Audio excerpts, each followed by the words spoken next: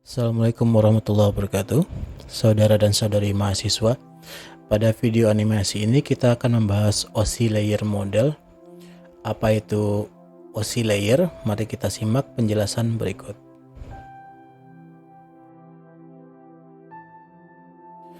Model OSI atau kepanjangan dari Open System Interconnection diciptakan oleh International Organization for Standardization atau disingkat ISO. Merupakan sebuah logika terstruktur bagaimana proses komunikasi data berinteraksi melalui jaringan komputer.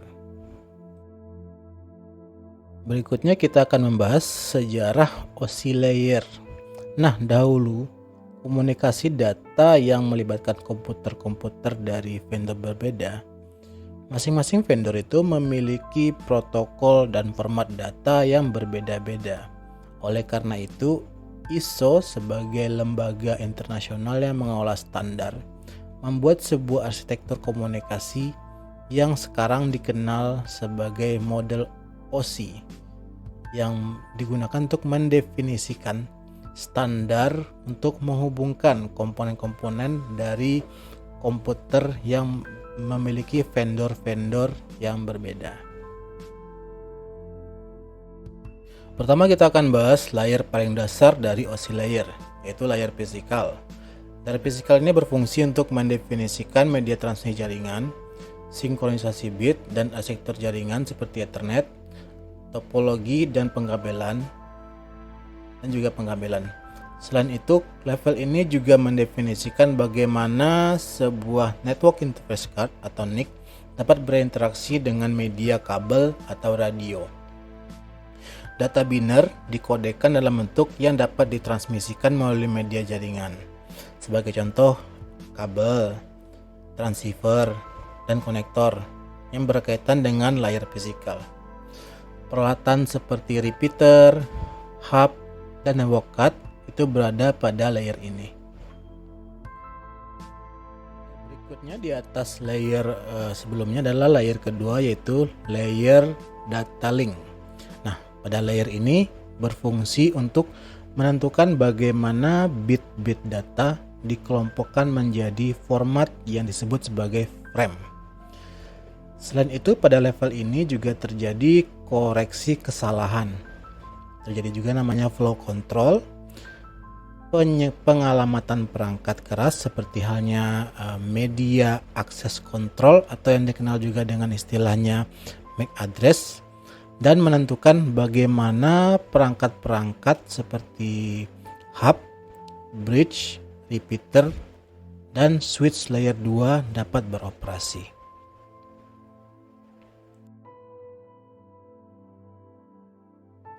Layer berikutnya adalah layer ketiga, yaitu network layer.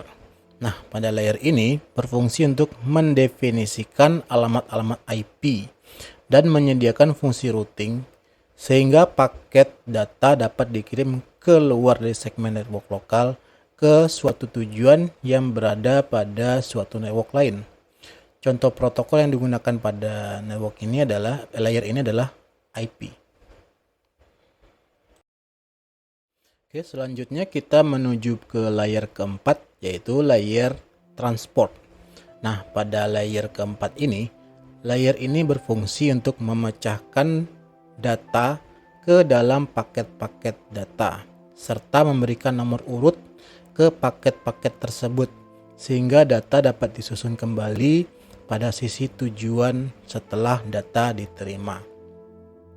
Pada level ini juga sistem membuat sebuah tanda bahwa paket tersebut diterima dengan sukses, dikenal juga dengan istilah acknowledgement, dan mentransmisikan ulang terhadap paket-paket yang hilang di tengah jalan.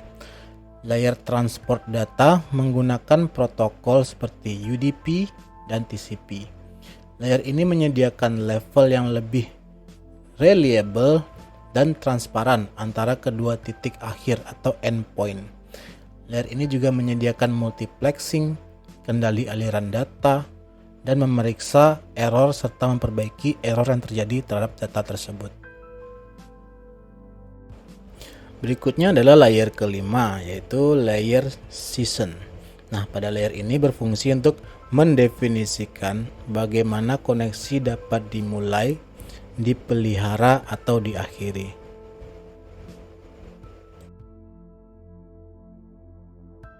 Kita masuk ke dua layer terakhir, yaitu layer 6 dan layer 7 ya. Nah, sekarang kita akan bahas dulu pertama terkait layer 6, yaitu presentation layer. Nah, layer ini berfungsi untuk mentranslasikan data yang hendak ditransmisikan oleh aplikasi ke dalam format yang dapat ditransmisikan melalui jaringan. Jadi protokol yang berada pada level ini adalah protokol perangkat lunak redirector seperti layanan workstation pada Windows NT, juga ada network shell semacam virtual network VNC, ada juga atau bisa juga remote desktop protocol.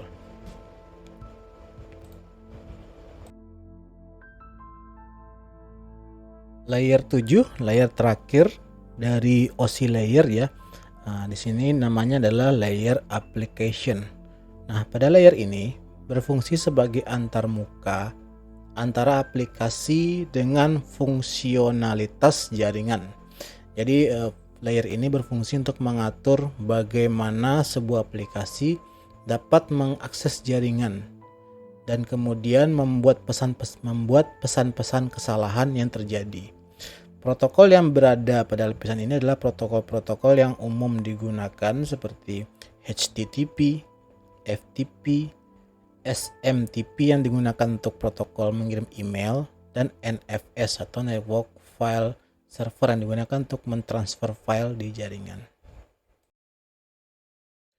Oke, berikutnya adalah cara kerja OSI layer. Sebelumnya kita sudah membahas apa-apa saja layer-layer OSI. Nah, sekarang kita akan membahas keterkaitan antara masing-masing layer dengan transaksi data dalam jaringan. Selanjutnya, masing-masing layer pada OSI akan berfungsi sebagai logika yang mendasari transaksi data antar host di jaringan komputer.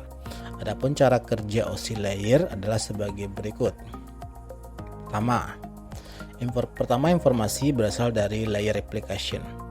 Nah, informasi ini kemudian melewati layer presentation dan layer season. Pada tahap ini biasanya belum dilakukan transformasi data, artinya data masih dalam bentuk mentah ya. Nah, kemudian informasi yang melalui ketiga layer tersebut disebut dengan PDU atau protokol data unit atau data saja. Kemudian setelah sampai di layer transport, maka data akan mengalami transformasi ke bentuk yang lain yang disebut sebagai segmen.